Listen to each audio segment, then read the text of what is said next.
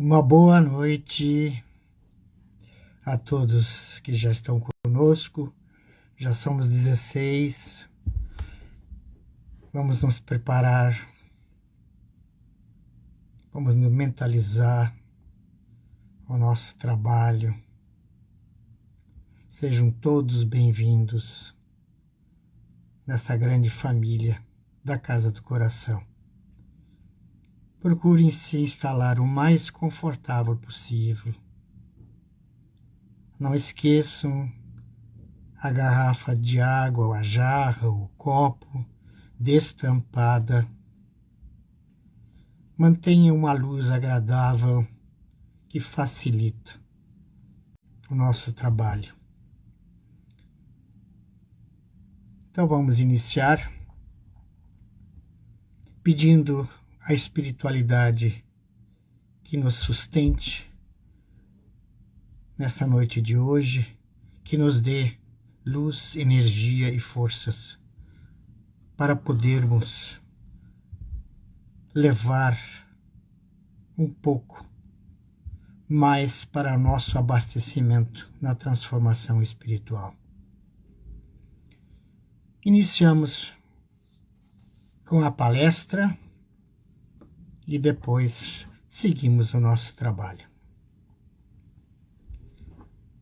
Para refletir, eu preparei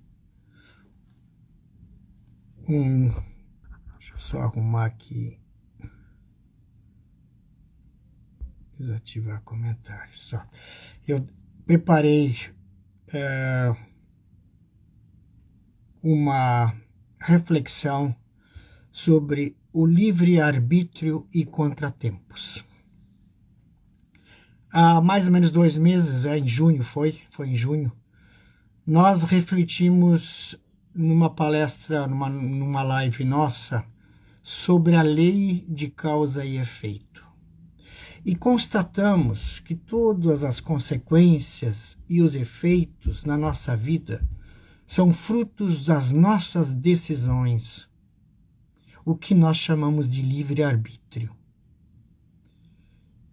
Eu quero crer que o livre-arbítrio, junto com a reencarnação, foi a maior graça que Deus nos concedeu, na sua infinita misericórdia para conosco. Nos deu essa graça de nós decidirmos por nós, mas também de nós termos a oportunidade para retornar e fazer andar a nossa vida e melhorar aquilo que nós não conseguimos. No entanto, nós temos muitos ainda vivendo na escuridão que não aceitam o livre-arbítrio. Aliás, que ignoram o livre-arbítrio. Dizem eles e alegam que é uma independência tal qual um pássaro na gaiola, ou seja, dentro de uma gaiola. E propagam que existe, sim, uma ligação obrigatória do espírito com o nosso corpo, do espírito com as nossas desavenças familiares, com o espírito com ritos religiosos e outras coisas, o culto ao corpo, a disposição ao trabalho. Isso é obrigatório. A obediência de leis, regulamentos. Mas esquecem que não haverá futuro nem progresso em ordem, sem disciplina e sem liberdade. A liberdade é fundamental. Logo, nós somos os únicos responsáveis pelo que fazemos ou que não fazemos. Temos total liberdade, absoluta. Nós não precisamos perguntar para ninguém. Deus foi claro. Livre-arbítrio.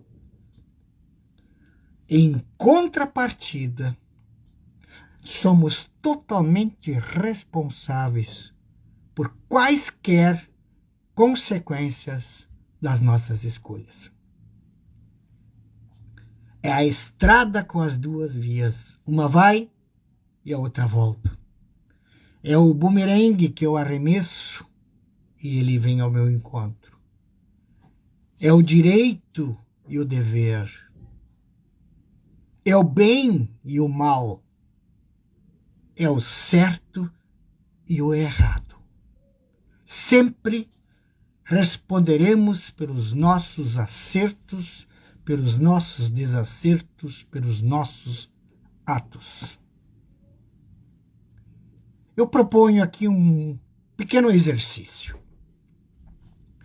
Pensemos nesses que andam pelo caminho da absoluta liberdade, total, vivendo em função única e exclusivamente da matéria.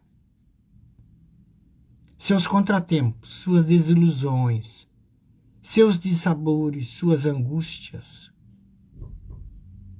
devem ser terríveis. E sem objetividade, sem finalidade. Uns só querem trabalho, só querem riqueza, só querem amealhar matéria. E muitas vezes, às custas do suor do próximo. Quando estas pessoas sentirem a morte chegando, se aproximando, e nada disso que amealharam poderão levar junto, o que sentirão? Outros que organizam a sua vida em cima do aspecto social. Certo? Redes sociais, bajulações, recebimento de honras, glórias, homenagens, cargos, tudo em torno de si. Como é que estas pessoas, ao final da jornada da vida, se sentirão? Eu vou lhes dizer. Absolutamente sozinhos e solitários. Ou seja, os contratempos que tiveram não ajudaram em nada a sua evolução. Aqueles que viam no próximo um ser, diríamos assim, menor, sem inteligência, abusando, praticando bullying. Como se sentirão esses ao se aproximar o fim da jornada? Dirão: eu fiz tanta caridade, ajudei tanta gente. E agora? E os que abandonaram a fé em Deus, praticando atos de luxúria, depravação, drogas, sexo? Quais serão as sensações desses quando chegar a sua hora? E o remorso dos delinquentes, dos ladrões, dos assassinos, dos adoradores de si mesmos e tantas outras situações. E a questão, qual é a questão? O que todos têm em comum? Não souberam exercer o seu livre arbítrio de forma correta. Viveram exclusivamente em função da matéria, das ilusões, do abstrato. E tudo isso,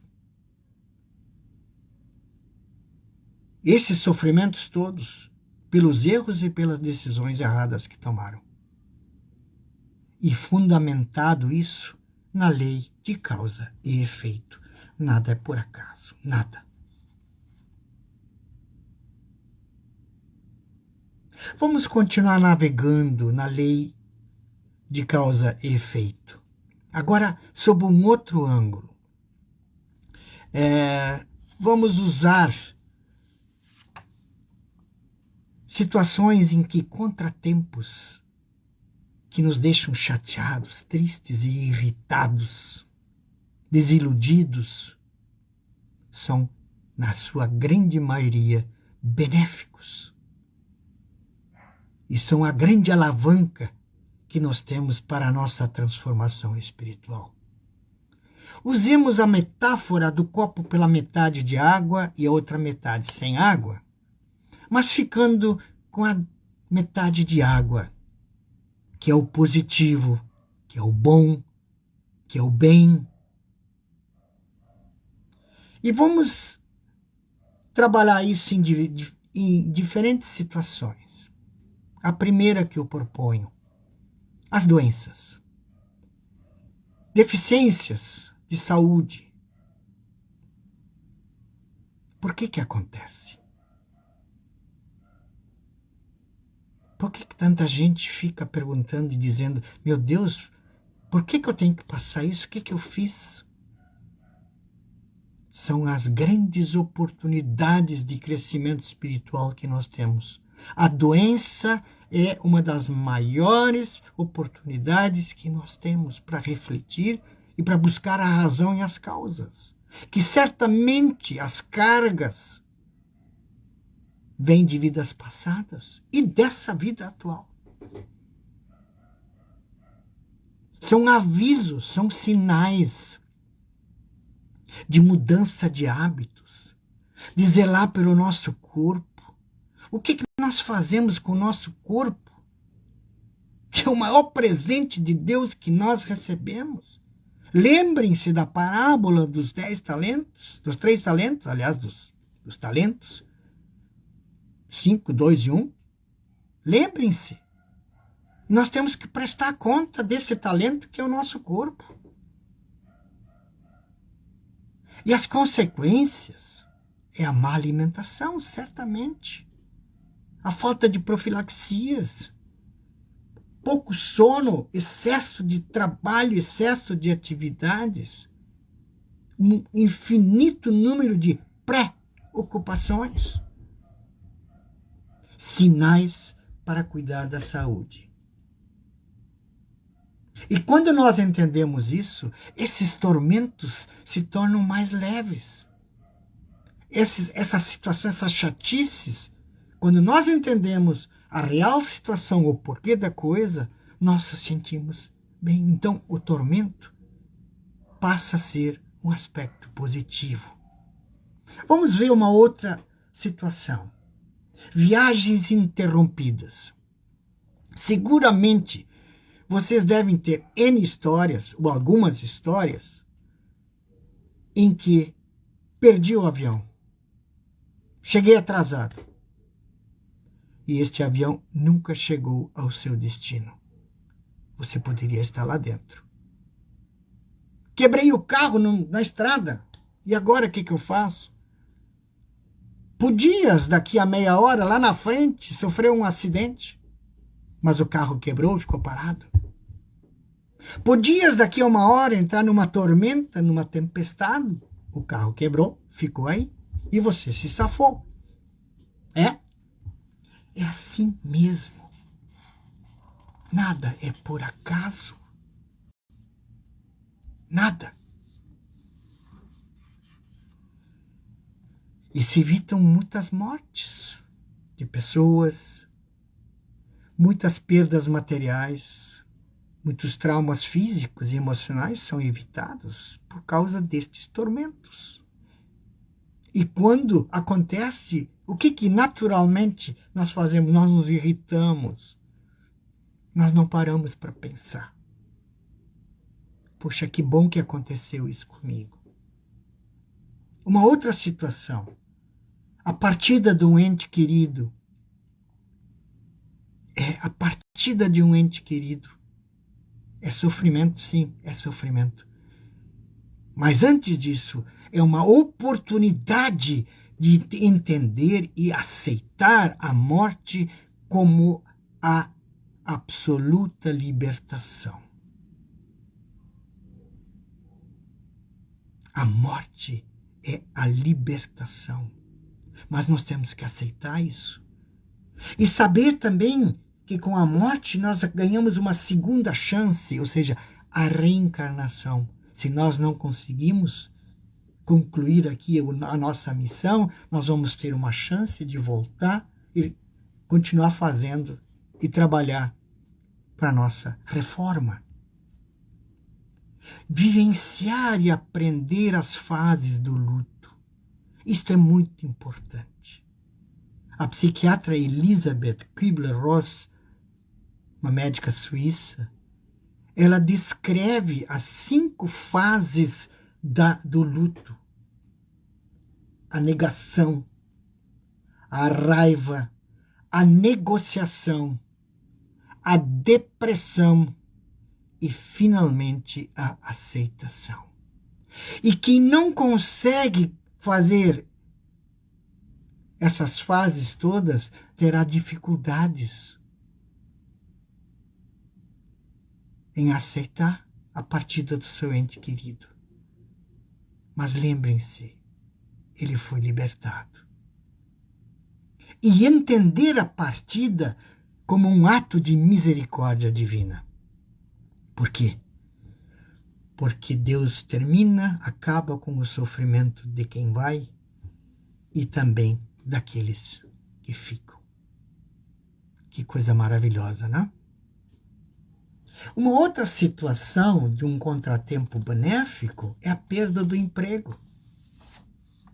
Ah, mas isso é tão triste, é chato. Claro, é triste.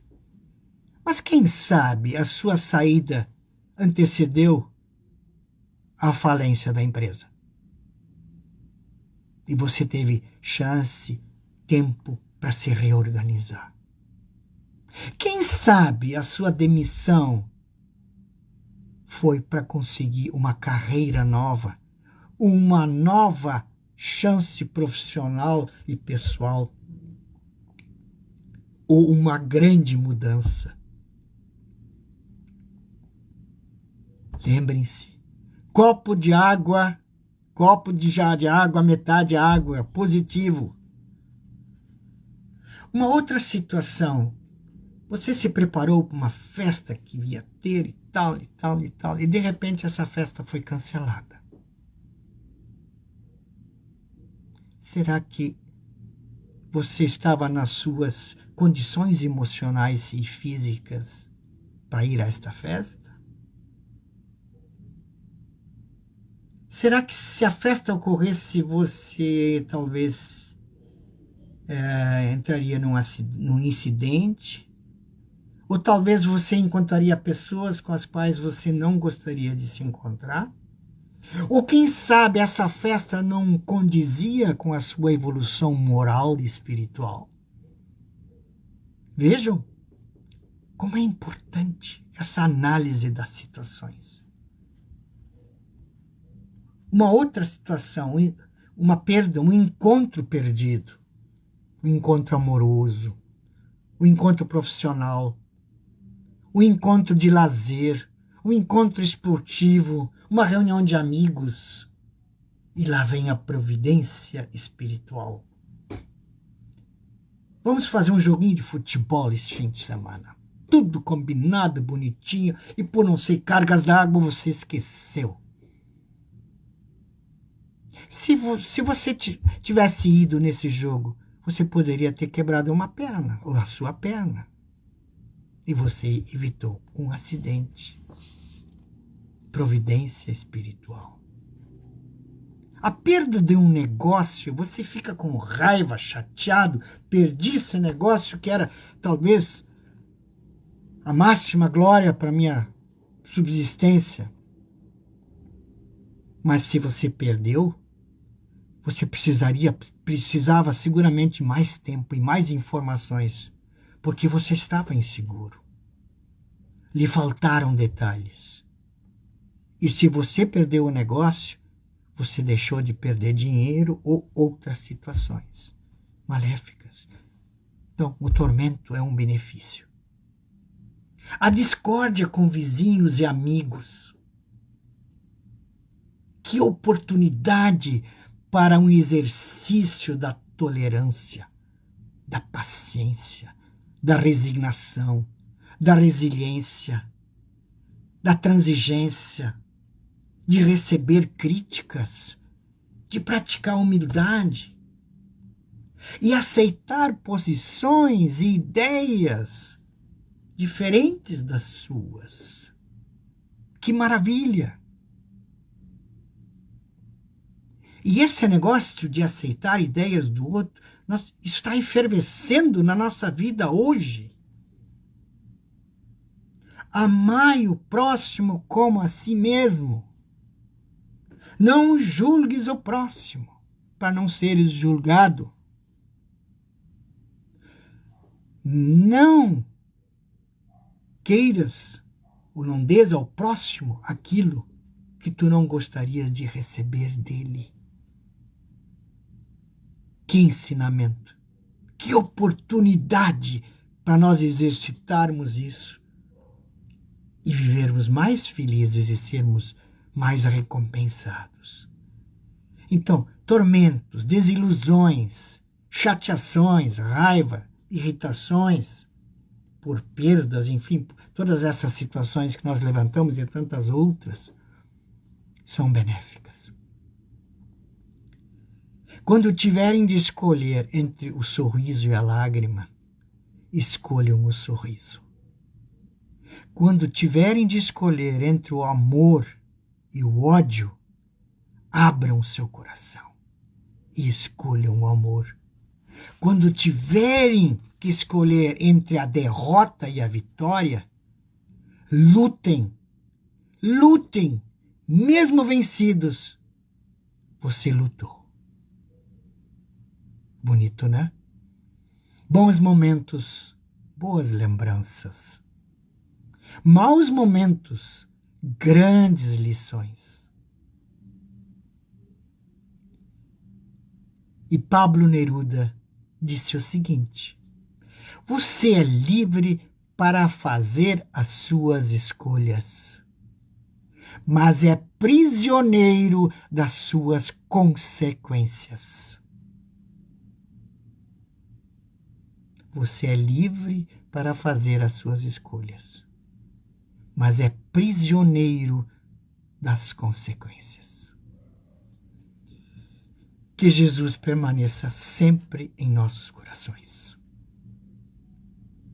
Um bom final de semana e uma abençoada semana para todos.